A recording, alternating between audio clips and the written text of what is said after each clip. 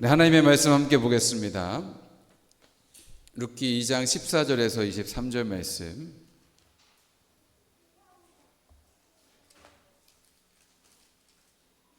룻기 2장 14절에서 23절 말씀.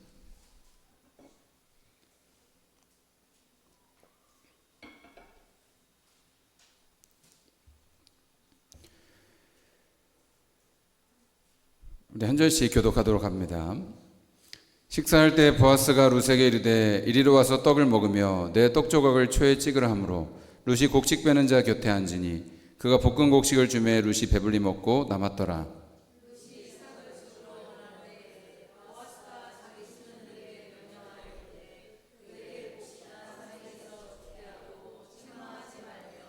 또 그를 위하여 곡식 다발에서 조금씩 뽑아버려서 그에게 죽게 하고 꾸짖지 말라 하니라.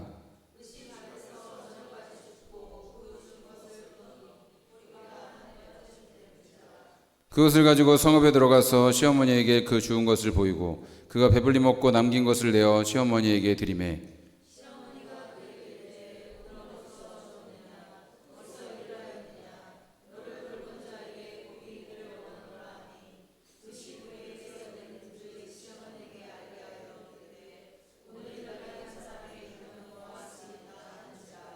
나오미가 자기 며느리에게 이르되 그가 여호와로부터 복받기를 원하노라.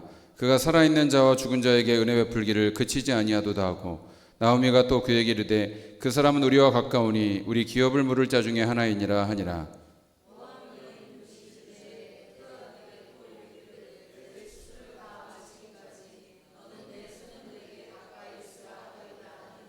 나오미가 며느리 룻에게 이르되 내 딸아 너는 그의 소녀들과 함께 나가고 다른 밭에서 사람을 만나지 아니하는 것이 좋으니라 하는지라.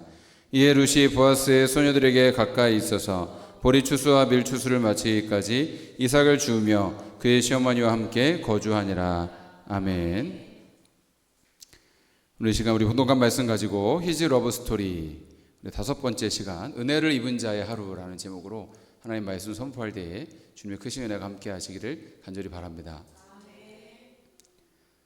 여름 성경학교나 수련회를 진행하다 보면은 이제 은혜 받았어, 은혜 받았어, 뭐 은혜 받았다 이런 말을 많이 씁니다. 나 찬양에 은혜 받았어, 목사님 말씀에 은혜 받았어, 기도하다가 은혜 받았어 이렇게 말을 하죠. 여러분 그렇게 우리는 하나님께서 내려주시는 은혜를 받습니다. 그런데 여러분 그 은혜 받는 과정을 보면 하나님의 은혜는 사람을 통해서 온다는 것을 알 수가 있습니다. 그러니까 연합 여름성경학교도 진행해 보면 얼마나 많은 사람들이 그 행사를 위해서 기도하고 헌신하고 준비했을 때 그것이 한 영혼에게 은혜가 전달되는 통로가 되는가 이런 생각을 저도 했습니다. 서울에서 청년들이 수개월 전부터 기도하고 준비하면서 행사를 준비하고 또 휴가를 내서 자기 재정을 헌신해서 이곳까지 와서 그렇게 아이들을 사랑으로 섬기지 않습니까? 또 교회들도 행사를 위해서 기도하고 성도님들이 헌신하고 밥을 하고 그 아이들을 사랑으로 섬기고 이러는 가운데에 그 모든 사람들의 섬김을 통해서 한 영혼이 은혜를 받게 된다는 것입니다. 하나님을 만나게 된다는 것입니다. 수련회를 준비하고 진행하는 것도 마찬가지입니다. 여러분 학생들 데리고 밖에 나가면 돈이 많이 들어요.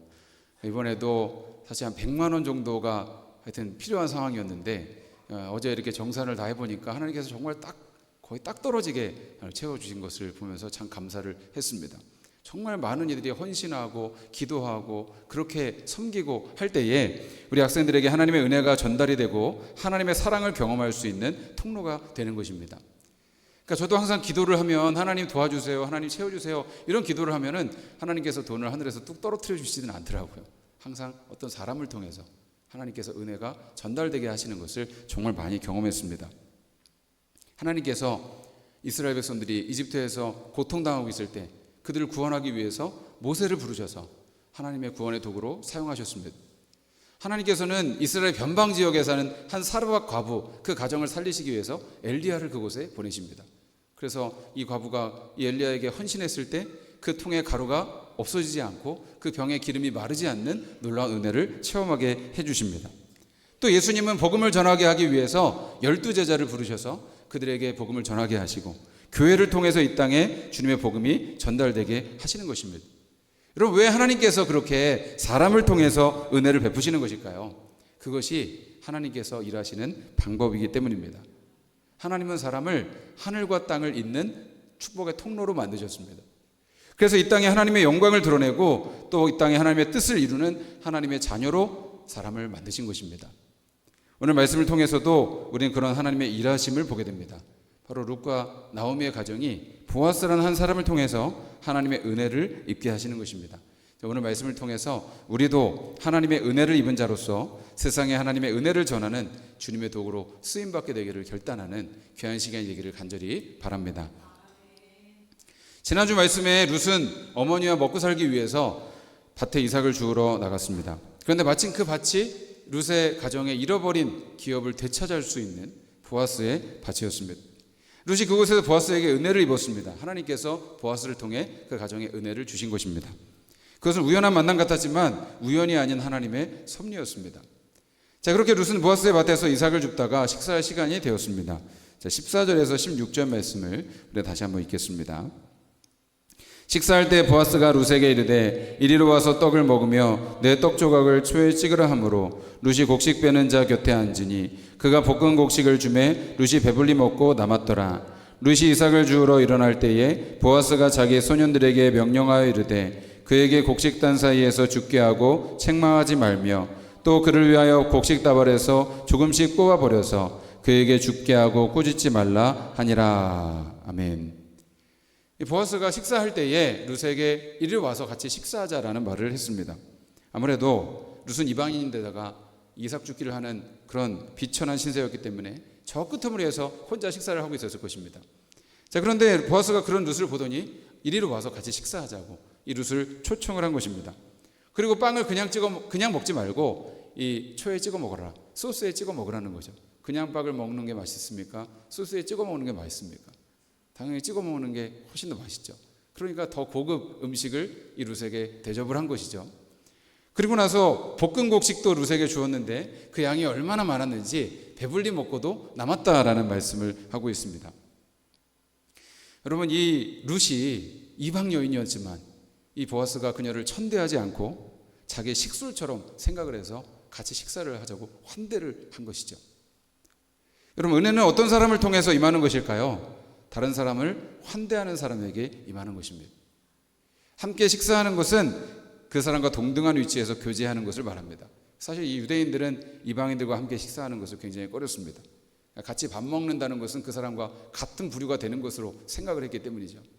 그래서 여러분, 이 갈라디아서 말씀에 보면 사도 베드로가 이방인들과 함께 식사를 하다가 예루살렘에서 한 유대인들이 오니까 그 식사 자리에서 물러나는 외식을 했어요.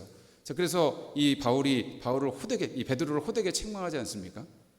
여러분, 유대인들에게는 그런 정서가 있는 것입니다. 이방인들과는 식사를 하기가 어렵다라는 것이죠.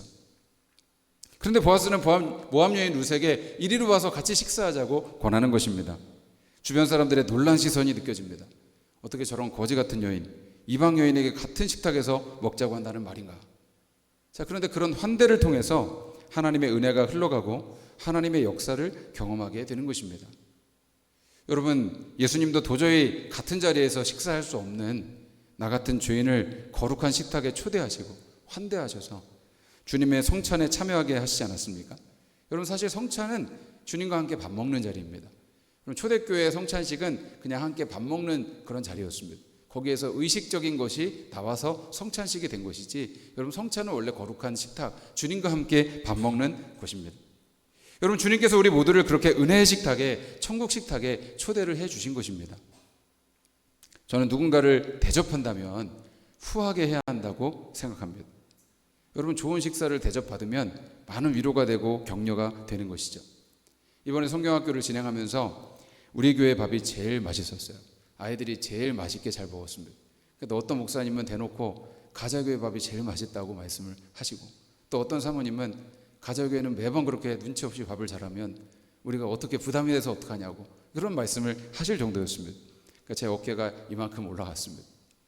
수고하신 우리 여성교회 모든 성도님들께 감사를 드립니다. 여러분, 우리가 그렇게 누구를 대접할 기회가 있으면 최선을 다해서 대접해야 하는 것입니다. 여러분, 어떤 사람이든지 교회에 오면 환대를 받아야 하는 것입니다. 후하게 대접을 받아야 하는 것입니다.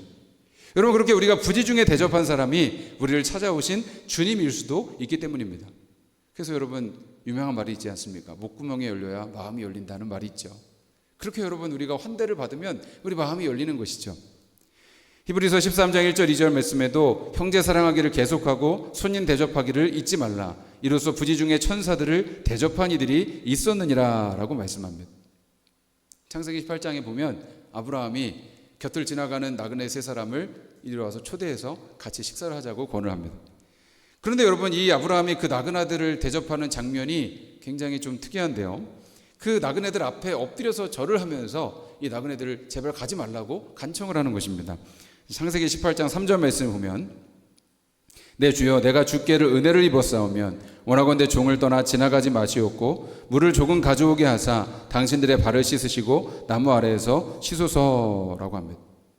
여러분 지금 은혜를 베푸는 것이 누구입니까? 아브라함입니까? 나그네들입니까? 아브라함이 여행에 지친 나그네들을 지금 환대하고 은혜를 베풀고 있는데 오히려 아브라함이 나그네들에게 내가 당신들에게 은혜를 입게 해달라고 구하고 있는 것입니다.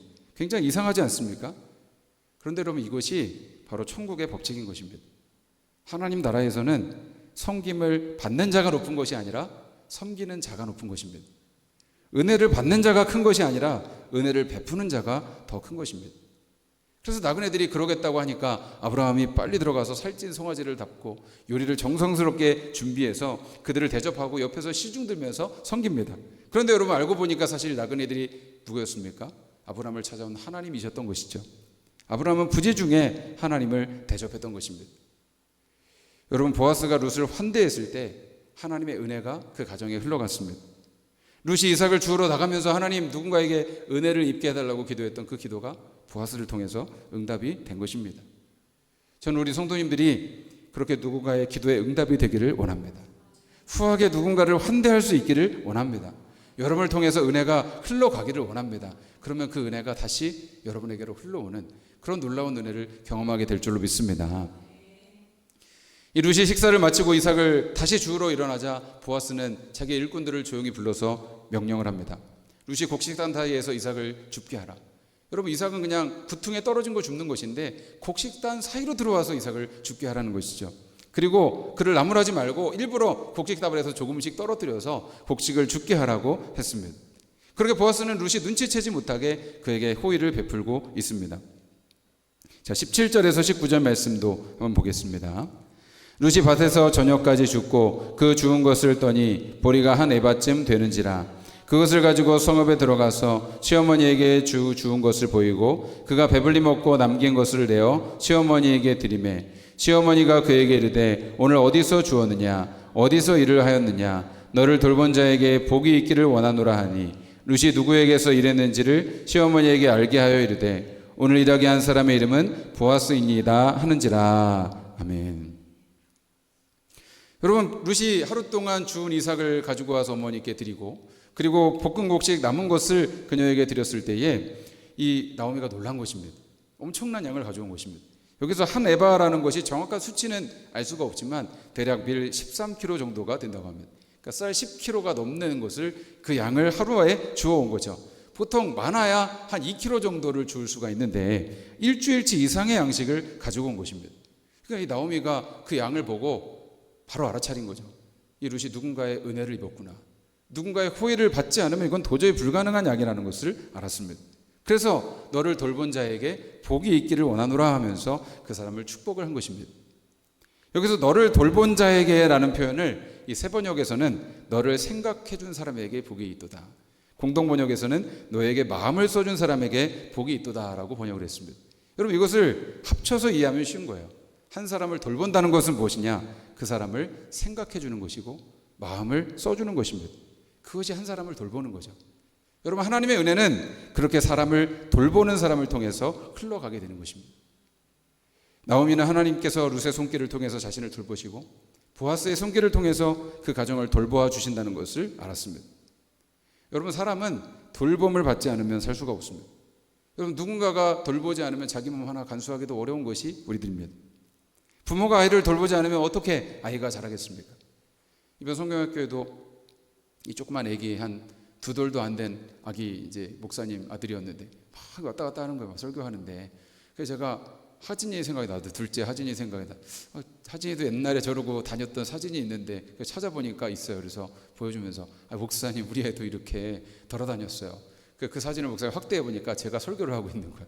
설교하고 있는데 막 돌아다니고 있고, 그리고 제가 막 이렇게 안고 막 얼르고 있는 그런 모습이 있어서 목사님 우리 애도 이랬어요 이렇게 이야기를 해줬습니다. 여러분, 그렇게 부모는 평생 자식을 돌보는 것이죠. 또 부모가 나이가 들면 자식들이 부모를 돌봅니다. 이 미국의 사회심리학자들이 아주 열악한 환경에서 자란 아이들, 아주 좀 힘든 환경에서 자란 아이들 210명을 추적 연구했습니다. 그러니까 보통 이 돌봄을 받지 못한 아이들, 배려와 사랑을 받지 못하고 자란 아이들이 어긋날 가능성이 높고 잘못될 가능성이 높지 않습니까? 그래서 이 아이들의 삶을 계속해서 심층 추적 연구를 해보니까 정말 탈선해서 안 좋은 방향으로 간 아이들이 있었고, 심지어 범죄자가 된 경우도 있었다고 합니다. 자, 그런데 그 중에서도 72명의 아이들은 그렇게 힘든 상황, 절망적인 상황에서도 탈선하거나 잘못된 길로 가지 않고 좋은 대학에 진학하거나 안정된 직업을 갖게 되고 화목한 가정을 이루어서 살게 되는 것을 보았습니다.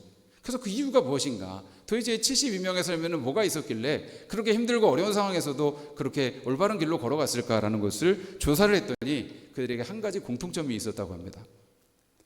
그것은 이 아이들에게 지속적인 격려와 무한한 지지를 해줄 수 있는 한 사람, 그를 이해해주고 받아주며 돌봐줄 수 있는 한 사람이 있었다는 것입니다. 그것이 부모가 됐든 할아버지 할머니가 됐든 교회 선생님이 됐든 목사님이 됐든 그 아이들을 돌볼 수 있는 한 사람만 있어도 그들은 어긋나지 않았다는 것입니다. 우리 자녀들에게 그런 만남의 복이 있기를 저는 간절히 기도합니다. 또 여러분이 누군가에게 이런 보아스가 되어주기를 간절히 바랍니다. 그런데 여러분, 오늘 말씀을 보면 룻이 이런 호의를 입은 것이 한 번으로 끝난 것이 아니라 보리추수와 밀추수가 마치기까지 계속해서 이어졌던 것을 보게 됩니다. 23절 말씀을 보겠습니다. 이에 룻이 보아스의 소녀들에게 가까이 있어서 보리추수와 밀추수를 마치기까지 이삭을 주우며 그의 시어머니와 함께 거주하니라 라고 했습니다. 보아스의 돌봄은 한 번의 호의가 아니었다는 것입니다. 지속되는 돌봄과 지지였습니다. 여러분, 누군가에게 한 번 은혜 베푸는 것은 할 수 있습니다. 한 번 돕는 것은 어렵지 않습니다. 그러나 한 사람을 계속해서 지속적으로 돌보고 은혜를 베푼다는 것은 결코 쉬운 일이 아닙니다. 한 사람을 책임진다는 것, 한 영혼, 한 교회를 책임진다는 것은 정말 많은 수고와 눈물과 인내와 헌신이 필요한 일입니다. 하나님께서 보아스를 보내셔서 이 나오미와 룻의 가정을 돌보지 않으셨더라면 그들이 이 고향 베들레헴에서 어떻게 살 수 있었겠습니까? 소망이라고는 전혀 없는 그 가정 가운데 다시 꿈을 꾸게 하시고 다시 일어설 수 있는 희망을 주시고 그 가정을 붙들어 일으킨 것은 이 보아스 한 사람의 돌봄과 지지와 격려 때문이 아니었겠습니까? 여러분, 우리가 한 영혼을 돌본다는 것은 그런 것입니다. 꿈이 없는 자들에게 다시 꿈꾸게 할 수 있는 것이고, 소망 없는 자들에게 다시 소망을 주는 것이고, 무너진 가정과 한 사람을 다시 일으켜 세울 수 있는 것입니다. 여러분, 그것이 한 영혼을 돌보는 것입니다. 그러면 어떻게 보아스는 그런 돌봄을 실천할 수 있었겠습니까? 사실 보아스의 어머니가 이방인 여자였습니다. 예수님 족보에 보면 보아스의 어머니는 여리고성에서 구원받은 기생 라합이었습니다. 마태복음 1장 5절 말씀을 보면 살몬은 라합에게서 보아스를 낳고 보아스는 룻에게서 오벳을 낳고 오벳은 이새를 낳고 이새는 다윗 왕을 낳으니라. 이스라엘이 가나안 땅을 정복할 때 무너졌던 여리고성, 그 성에서 유일하게 구원받은 가정이 라합의 가정 아니었습니까? 그녀는 여리고성의 창녀였지만 그 성이 구원받은 이후에 이스라엘 공동체에 편입이 되어서 살몬과 결혼하여 보아스를 낳았다고 기록을 하고 있습니다. 여러분, 왜 그가 이방여인 룻에게 이런 궁유를 베풀었는지 이제 이해가 됩니다. 그도 외국 여자의 아들이었고 그도 놀림을 받았었고 그도 서름을 받았습니다. 그래서 그는 룻의 심정을 더 잘 이해할 수 있었고 그녀가 남 같지 않았던 것입니다. 여러분, 아픔 당해본 사람이 아픔 당한 사람을 위로할 수 있는 것이고, 고통 당해본 사람이 고통 당한 사람을 이해할 수 있는 것입니다. 상처받은 사람이 상처받은 사람을 위로할 수 있는 것입니다. 우리도 도저히 하나님 사랑받을 만한 사람이 아니었지만 하나님의 사랑을 받았고 그 돌봄과 사랑과 은혜를 받지 않았습니까? 그렇다면 우리도 그 사랑과 은혜를 실천해야 하는 것입니다. 이번 성경학교에도 오신 선생님들 중에 그런 얘기하는 분들이 있었어요. 자기도 어렸을 때 그 성경학교에 왔던 그 선생님들이 자기의 사랑과 은혜를 베풀어 주셔서 자기도 이 자리에 왔다라는 그런 고백을 한 것입니다. 여러분, 그렇게 한 영혼을 돌보고 섬기는 곳에 하나님의 나라가 이루어지고 영혼이 살아나는 역사가 일어나게 되는 것입니다. 우리에게 그런 은혜가 있기를 간절히 바랍니다. 우리 마지막 20절 말씀을 함께 보겠습니다. 나오미가 자기 며느리에게 이르되 그가 여호와께로부터 복받기를 원하노라. 그가 살아있는 자와 죽은 자에게 은혜 베풀기를 그치지 아니하도다 하고, 나오미가 또 그에게 이르되 그 사람은 우리와 가까우니 우리 기업을 물을 자 중에 하나이니라 하니라. 아멘. 나오미는 룻에게 은혜를 베푼 보아스를 축복하면서 그가 살아있는 자와 죽은 자에게 은혜 베풀기를 그치지 않았다라고 말하고 있습니다. 여기서 룻의 가정에 은혜를 베푼 사람이 보아스인지 하나님인지 주어가 불분명합니다. 그러니까 히브리어 원문이 이제 히브리어가 우리나라 말과 좀 비슷한 것이 주어가 불분명할 때가 많아요. 우리나라도 주어가 없을 때가 많지 않습니까? 히브리어 원문을 해석을 해보면 이 은혜를 베푼 사람이 보아스일 수도 있고 하나님일 수도 있어요. 그런데 여러분, 정통적으로 해석을 할 때에 항상 은혜를 베푸시는 분, 헤세드를 베푸시는 분은 하나님이시기 때문에 이 본문에 나오는 은혜를 베푼 분은 하나님이라고 해석을 할 수가 있는 것입니다. 하나님이 그 가정에 살아있는 자와 죽은 자에게 은혜를 베푸셨다는 것입니다. 그런데 여러분, 그 가정에 은혜를 베푸신 것은 하나님인데 그 은혜의 헤세드를 실질적으로 나오미 가정에 베푼 사람은 보아스였습니다. 여러분, 우리는 여기서 놀라운 사실을 깨닫게 됩니다. 항상 우리에게 은혜를 베푸시는 분은 하나님이신데 그 은혜를 실질적으로 이 땅에 나누고 실천하는 것은 바로 우리들이라는 사실입니다. 아까 서두에 말씀드린 것처럼 한 영혼이 은혜를 받았다면, 한 영혼이 구원을 받았다면 그 은혜를 받기 위해서 얼마나 많은 사람의 헌신과 기도와 눈물과 수고가 필요한 것일까요? 한 영혼이 복음을 듣고 구원받기 위해서 얼마나 많은 사람이 눈물을 흘려야 하고 기도해야 하고 희생해야 하고 포기해야 하는 것입니까? 우리는 그 은혜를 결코 쉽게 생각하면 안 되는 것입니다. 룻은 어머니에게 헤세드 은혜를 베풀었습니다. 그 은혜는 또다시 보아스를 통해서 그 가정에 흘러왔습니다. 하나님의 은혜는 그렇게 흘러가는 것입니다. 낮은 곳으로 그 은혜가 필요한 사람에게 흘러가는 것입니다. 하나님은 그 은혜에 반응한 한 사람을 통해서 그런 은혜의 역사를 이루어 가시는 것입니다. 제가 이번 여름 행사를 치러 준비하면서 정말 많은 기도의 응답을 받았습니다. 제가 전에도 여러 번 말씀을 드렸지만 정말 생각할 수 없을 만큼 하나님께서 많은 은혜를 채워주셨습니다. 이번 성경학교에도 정말 역대급으로 많은 재정을 하나님께서 공급을 해주셨습니다. 그러니까 도저히 생각하지 못한 사람에게 생각하지 못한 방법으로 그런 하나님께서 도우시는 역사들이 일어나는 것입니다. 그리고 날씨에 관한 것도 일기예보에는 월요일 내내 비가 온다고 돼 있었는데 아침에 잠깐 부슬비가 내리고 오히려 적당히 그늘이 젖어서 너무 날씨가 좋았습니다.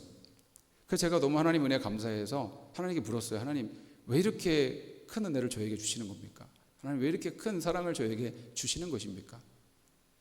그런 질문을 할 정도로 많은 은혜를 입었습니다. 그러면서 제가 깨달은 것이 무엇이냐면 하나님께서 영혼 섬기는 일을 이렇게 기뻐하시는구나 라는 사실이었습니다. 하나님께서 다음 세대 어린이들에게 복음 전하는 것 기뻐하시는구나. 하나님께서 다음 세대 학생들에게 사랑 나누는 것 주님 기뻐하시는구나. 영혼들을 섬기는 것 하나님 정말 기뻐하시고 교회가 연합하는 것 주님께서 정말 기뻐하시는구나. 그래서 정말 제가 생각한 것이 주님의 마음이 있는 곳에 나의 마음이 있고, 주님의 눈물이 고인 곳에 나의 눈물이 있고, 주님의 뜻이 있는 곳에 나의 뜻이 있고, 그럴 때 하나님의 놀라운 역사 은혜를 경험해야 된다는 것을 저는 깨달았습니다. 그래서 주님이 정말 은혜 베풀기 원하시는 곳에, 주님이 정말 사랑 흘려 원하시는 그곳에 내가 순종하여 가게 된다면 그 주님의 은혜를 더욱 크게 경험하게 되는 것이구나 하는 것을 깨달으면서 우리 성도님들도 그렇게 더 많은 하나님의 은혜를 경험했으면 좋겠다 이런 생각을 하게 되었습니다. 그래서 그런 일들을 많이 해야 되겠다. 하나님 기뻐하신 일들, 영혼들에게 복음 전하는 일, 영혼들 구제하고 살리는 일, 다음 세대를 세우는 일, 교회가 연합하는 일, 그런 일들을 더 많이 해야 되겠다라는 마음의 결단을 하게 되었습니다. 이 나오미가 룻에게 자신에게 은혜를 베푼 사람이 보아스라는 것을 듣고 그는 우리 기업을 물을 자다라고 했습니다. 기업 물을 자가 뭐라고 했습니까? 빚을 대신 갚아줄 사람. 그 가정의 잃어버린 기업을 다시 찾아줄 사람입니다. 보아스가 그 가정의 구속자가 된 것이죠. 여러분, 그는 분명 예수님을 보여주는 사람이 되었습니다. 우리의 죄의 빚을 대신 갚아주신 분이 누구십니까? 우리의 잃어버린 하나님 자녀의 지혜를 다시 찾아주신 분이 누구십니까? 우리의 영원한 신랑이 되셔서 영원한 천국의 기업을 허락하신 그분이 누구십니까? 우리 예수님이십니다. 우리가 그 예수님을 만나면 이런 놀라운 일들이 일어나는 것입니다. 오늘 보아스는 그 가정에 예수님을 보여준 사람이 된 것입니다. 예수님처럼 그 가정에 환대를 베풀었습니다. 예수님처럼 그 가정을 돌보는 보호자가 되었습니다. 예수님처럼 그 가정의 잃어버린 기업을 되찾아주는 사람이 되었습니다. 여러분, 우리도 누군가에게 보아스가 될 수 있습니다. 누군가에게 예수님이 하신 사역을 대신 감당할 수 있습니다. 내가 대신 그 사람을 위해서 죽을 수는 없지만, 나는 그 가정을 구원할 수 없지만 내 안에 나를 위해 죽으시고 부활하신 예수님이 계시지 않습니까? 내 안에 살아계신 예수님이 계시지 않습니까? 그러면 누군가 여러분을 만나는 것은 예수님을 만나는 것입니다. 만약 이 시대에 예수님이 살아계셔서 어딘가에 계신다면 바로 여러분의 모습이어야 하는 것입니다. 누군가가 예수님을 만나고 싶다면 바로 여러분의 모습을 통해서 예수님을 봐야 하는 것입니다. 그래서 누군가를 환대할 수 있는 것이고, 그래서 누군가를 돌볼 수 있는 것이고, 누군가의 기도의 응답이 될 수 있는 것입니다. 도저히 내 힘으로는 예수님이 하신 그 사랑과 헌신을, 섬김을 감당할 수 없지만 내 안에 계신 예수님이 나를 통해 일하신다면 그 일은 가능해지는 것입니다. 이번 한 주 동안 여러분 누군가에게 보아스가 되어주기를 원합니다. 누군가에게 한번 식사 대접하는 건 어떻겠습니까? 좀 상심하고 낙심한 이들에게, 힘들어하는 이들에게 따뜻한 위로의 말을 한마디 건네는 건 어떨까요? 돌봄이 필요한 이들에게 기도와 격려를 보내주는 것은 어떻습니까? 그것이 주님께서 기뻐하시는 일이고, 그렇게 주님의 자비, 주님의 햇새들을 실천할 때에 우리는 더욱 놀라운 하나님의 사랑과 은혜를 우리의 삶에서 경험하게 될 줄로 믿습니다. 오늘 말씀 기억하면서 우리 함께 결단하며 기도하기 원합니다. 주님, 그렇습니다. 주님, 주님 누군가에게 보아스가 되어주기 원합니다. 누군가에게 예수님의 모습을 보여주는 사람이 되기를 원합니다. 조건 없는 환대를 베풀 수 있는 사람, 한 영혼을 끝까지 돌볼 수 있는 사람, 주님 그에게 예수님을 보여줄 수 있는 그 사람이 되기를 간절히 원합니다. 주님, 우리 가운데 그 예수님의 마음, 아버지의 마음을 허락하여 주셔서 주님 그렇게 주님의 그 돌봄과 햇새들을 실천할 때에 우리 삶에 놀라운 하나님의 은혜가 흘러가는 것을 경험하게 되는 하나님의 귀한 자녀들 될 수 있도록 주님 붙잡아 주시옵소서. 우리 함께 찬양하며 결단하며 우리 주님 앞에 나가기 원합니다.